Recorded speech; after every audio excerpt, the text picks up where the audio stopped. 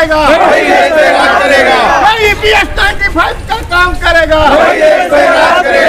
EPS 95 बोलेंगे। हमारी 4 मांगे हैं, उसमें पहली 7,500 और महंगे भत्ता मिनिमम पेंशन होनी चाहिए। जिसको 1 रुपया भी मिलता है उसको इतना मिलना चाहिए। 2 वृद्धों को जीने लायक ये पेंशन होनी चाहिए और उतना पैसा सरकार के पास बनता है उसका। दूसरी हमारी मांग है हायर पेंशन का, जो सुप्रीम कोर्ट का मुद्दा है, जो निर्णय है उसको लागू किया जाए और बिना किसी भेदभाव के लागू किया जाए। आप ये नहीं कह सकते कि 2014 के बाद वालों को हम लागू करेंगे और उसके पहले वालों को लागू नहीं करेंगे। ये जो ब्यूरोक्रेटिक जगलरी ये लोग कर रहे हैं वो गलत है।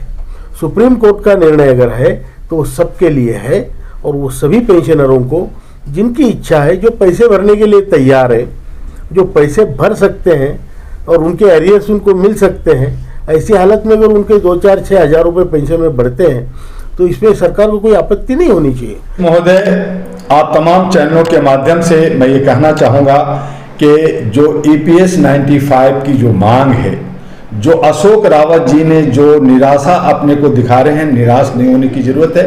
उनकी मांग जायज है। जो 8-9 साल से वो लगातार संघर्षशील हैं, उनके लिए जिनका पेंशन मिलना चाहिए, वो सभी समुदाय और सभी जो है अथॉरिटी और बहुत सारे विंग से आते हैं और वही एक ऐसा संगठन बना करके EPFO जो बना है, उनके तहत ये लाखों लोग इसमें जो है उनको पेंशन मिलना चाहिए और उनकी जायज, उनकी अपनी पैसे की, हक की पैसे की है, उनकी अपने सैलरी की जो कटा हुआ पैसे की मांग है, वो अपने पैसे मांग रहे हैं। उनको थोड़ा बढ़ा करके, हालांकि थोड़ा सा पैसा मिल रहा है लेकिन उससे उनकी रोजगार, उनके जो है घर परिवार नहीं चलता, उनका अपना भरण पोषण नहीं चलता। वो बुजुर्ग लोग, बुढ़े लोग हैं और कहीं ना कहीं उनके जो हक अधिकार मारा जा रहा है। और ऐसे लाखों नहीं बल्कि करोड़ों हो गए हैं, क्योंकि अलग अलग बहुत सारे संगठन, बहुत सारे जो कंपनियों से जुड़े हुए लोग हैं और ये सब दुखी लोग हैं। और ऐसे दुखी लोगों का अगर हाय लेंगे सरकार तो ये ठीक नहीं होगा। उनकी दुआ लेनी चाहिए, उनका आशीर्वाद लेनी चाहिए और जब उनका दुआ और आशीर्वाद मिलेगा तो मैं समझता हूं कि मोदी जी को फायदा होगा। जिस तरह से वो अपने आप को कह रहे हैं 400 पार, तो इनके बिना EPS के 95 के पेंशनधारियों के अगर हक अधिकार की नजरअंदाज करेंगे तो मैं समझता हूं कि उनको जो है हार का सामना करना पड़ेगा। हमारे अशोक रावत जी ने कहा है कि हम तमाम लोगों को कहेंगे कि हमारा ये सरकार हमारे हित में सोचता है,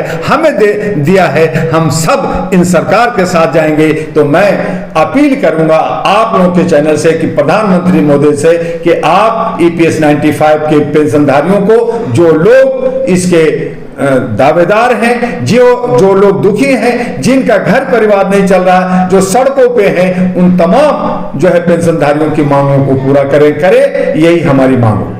दुआ साहब, कमांडर साहब ने सरकार को बहुत अल्टीमेटम दिए लेकिन सरकार है झुकने को तैयार नहीं है, ना उनके उस पे प्रपोजल पे बात कर रही। अब उन्होंने आखिरी निर्णय ये लिया है कि जो है अपने घोषणा पत्र में हमारी मांग को रखा जाए। इस पे क्या?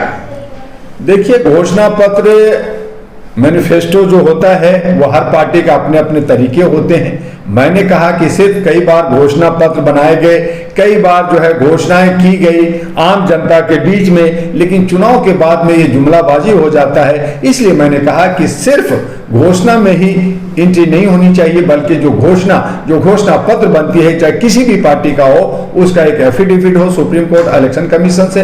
रहा EPS 95 का, अगर हमारी सरकार, देश के प्रधानमंत्री, जिस तरह से मीटिंग हुआ, जिस तरह से विभागों ने आश्वासन दिया, उसको अगर ये एक बार घोषणा कर दें कि हम इसको प्राथमिकता के आधार पे आपको देने जा रहे हैं, तो ये भी हमारे लिए काफी होगा।